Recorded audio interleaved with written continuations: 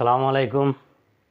আজকে আমরা যে টপিকটা নিয়ে এসেছি সেটা হলো গিয়ে ফিউচার পারফেক্ট টেন্স কাকে বলে এবং তার পরিচয়। তাহলে আমরা দেখি ফিউচার টেন্স কাকে বলে, ফিউচার পারফেক্ট টেন্স কাকে বলে। ভবিষ্যতে কোনো কাজ একটা নির্দিষ্ট সময়ে হইবে বা একটি কাজ শেষ হওয়ার পূর্বে বা আগে আরেকটি কাজ হইবে বুঝাইলে ফিউচার পারফেক্ট টেন্স হয়। ভবিষ্যতে অর্থাৎ ফিউচারে কোনো একটা কাজ নির্দিষ্ট সময়ে হইবে বা কাজটি শেষ হওয়ার পূর্বে বা আগে আরেকটি কাজ শুরু হইবে, এরকম বুঝাইলে ফিউচার পারফেক্ট টেন্স বলে। তাহলে ফিউচার পারফেক্ট টেন্সের অ্যাফার্মেটিভ স্ট্রাকচারটা দেখি। প্রথমে সাবজেক্ট থাকবো, তারপরে শ্যাল হ্যাভ বা উইল হ্যাভ যে কোনো একটা থাকবো, তারপরে মেইন ভার্ব 3 থাকবো অর্থাৎ past participle form go and গান, গান থাকবো, সিস ও সিন, এই যে সিনটা থাকবো এরকম।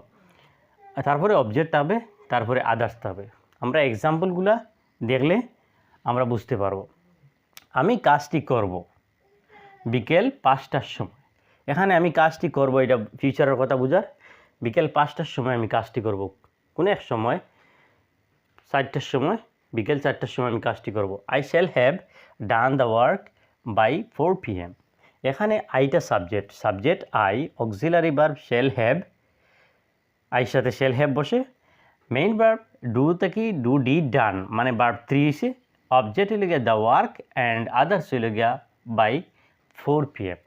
আমি এই বক্সের কোনো একটা লেখছি by plus time, before plus time, অর্থাৎ বাই প্রিপোজিশন দিয়ে একটা টাইমস উল্লেখ থাকবো এই ফিউচার পারফেক্ট টেন্সে, এবং বিফোর দিয়ে একটা টাইমস উল্লেখ থাকবো।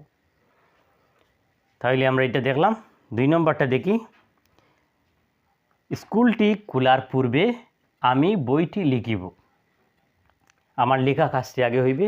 তাইলে এরকম দুইটা পূর্বে দিয়া কোনো একটা দুইটা কাজ যদি বোঝায় যে আগে যে কাজটি হইবে অর্থাৎ পূর্বে যে কাজটি হবে সেটি ফিউচার পারফেক্ট টেন্সে হইবে। তাহলে এখানে আমি বইটি পড়িব, I shall have written the book. Subject I shall have auxiliary verb, main verb 3 written, object book. আমি বইটি পড়িব, I shall have written the book before the school reopens. স্কুলটি খোলার পূর্বেই।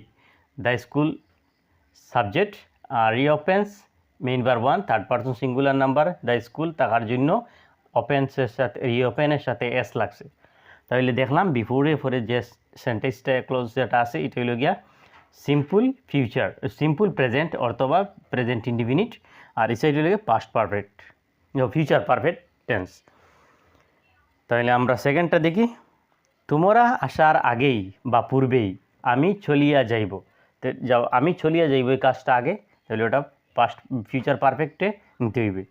I shall have gone before you arrive.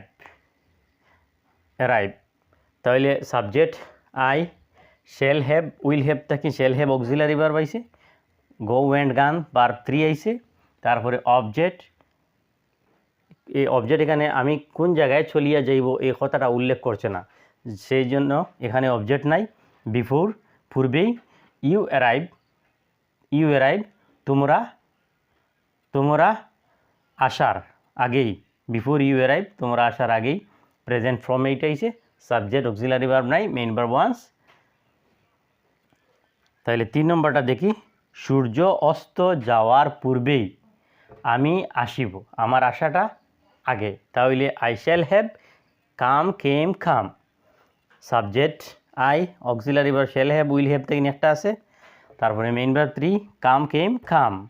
Before পূর্বেই, the sun sets সূর্য অস্ত যাওয়ার আগে, the sun subject, main verb 1 লগে এস বাই এস আছে অর্থাৎ simple present, the sun sets third person singular number থাকার কারণে সেটস আইছে।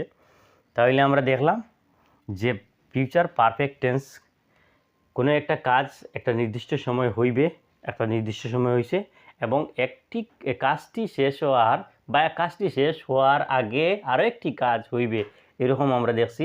এখানে দুইটা, সূর্য অস্ত যাওয়ার পূর্বে আমি আসা একটা আগে একটা পরে, তোমরা আসার আগেই বা পূর্বেই আমি চলিয়া যাওয়ার কথাটা আগে, এবং তোমরা আসাটা পরে হয়েছে, বা স্কুলটি খোলার আগেই আমি বইটি পড়ছি, এখানেও দুইটা হয়েছে।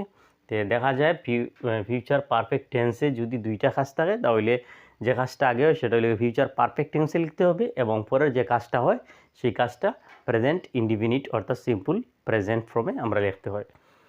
আর এখন আমরা দেখি ফিউচার পারফেক্ট টেন্সের assertive, negative, interrogative, question word ইন্টারগেটিভের স্ট্রাকচারগুলো।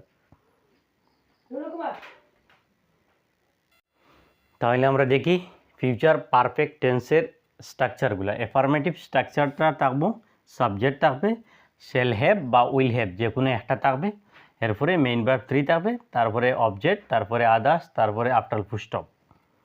Negative subject, shall have, shall বা উইল যে কোনো একটা থাকবে, তারপরে নট, তারপরে হ্যাভ অর্থাৎ শ্যাল নট হ্যাভ বা will not have. Main verb 3 থাকবে, তারপরে অবজেক্ট থাকবে, তারপরে আদার্স থাকবে, তারপরে লাস্টে একটা ফুল স্টপ থাকবে। ইন্টারগেটিভ শ্যাল উইল যে কোনো একটা, তারপরে সাবজেক্ট, তারপরে হ্যাভ অর্থাৎ শ্যাল আই হ্যাভ বা উইল হি হ্যাভ এরকম থাকবে, তারপরে মেইন ভার্ব 3 থাকবে, তারপরে অবজেক্ট থাকবে, তারপরে আদার্স থাকবে, আফটার একটা কোয়েকশন মার্ক থাকবে। Question word interrogative, question word একটা থাকবে আর WHL একটা থাকবে, হোয়াট, হুইচ, হোয়ার বা question word in which time বা হোয়াট ফর রিজন এরকম কিছু একটা থাকবে, তারপরে শ্যাল উইল যে কোনো একটা থাকবে, পার্সন অনুযায়ী বসবে, তারপরে সাবজেক্ট, তারপরে হ্যাভ থাকবে, তারপরে মেইন ভার্ব 3 থাকবে, তারপরে অবজেক্ট থাকবে, তারপরে আদার্স, তারপরে আফটার একটা কোয়েকশন মার্ক থাকবে। আশা রাখি ফিউচার পারফেক্ট টেন্সটা বুঝাইতে পারলাম।